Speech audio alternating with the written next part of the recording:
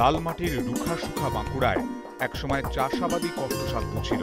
সেই পতিত জমিতেই বৈজ্ঞানিক প্রযুক্তির ব্যবহার করে মিলেছে সাফল্য। অনাবাদী জমি পরিণত হয়েছে আমবাগানে। বিভিন্ন স্বনির্ভর গোষ্ঠীর উদ্যোগে জেলায় ইতিমধ্যেই 200-র কাছাকাছি আমবাগান তৈরি হয়েছে।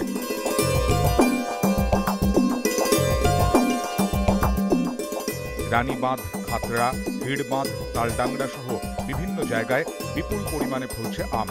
বেশ কয়েকটি প্রজাতির মধ্যে সেরা আম্রপালি ও মল্লিকা। এই দুই প্রজাতির মাধ্যমেই কিস্তিমাত বাঁকুড়ার। রাঢ় বাংলার এই জেলার কাছে হার মানতে বাধ্য হয়েছে মালদা, মুর্শিদাবাদ।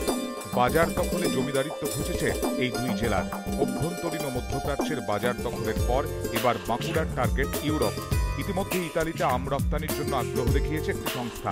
আম রপ্তানিতে চাষিদের সব রকম সাহায্য করছে উদ্যান পালন দপ্তর। যে সমস্ত বাগানগুলো ভালো ফলন হয়েছে তাদের সাথে এক্সপোর্টারদের একটা লিঙ্ক করে দিচ্ছি। ওনারা আসছেন, সেই বাগানগুলো দেখে একটা নির্ধারিত দাম ঠিক করে ওনারা এক্সপোর্টের ব্যবস্থা করছেন। সাফল্য দেখে উৎসাহিত হয়ে রাজ্য অ্যাগ্রো ইন্ডাস্ট্রিজ কর্পোরেশন জেলায় আমের চাষ বাড়াতে উদ্যোগী হয়েছে। আমাদের প্রচুর ভার্জিন ল্যান্ড পড়ে আছে, যেখানে একবার কেমিক্যাল দিয়ে চাষ হয়নি, একবারও চাষ হয়নি।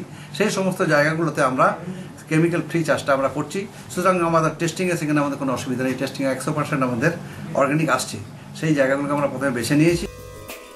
আম চাষের এই সাফল্য আয়ের পথ খুলে দিয়েছে অনেকের। ধান আলুর বদলে আম চাষেই ঝোঁক বাড়ছে চাষিদের। আমরা গত 2 বছর ধরে পশ্চিমবাংলায় আম্রপালির উপরে প্রথম স্থান অধিকার করেছি।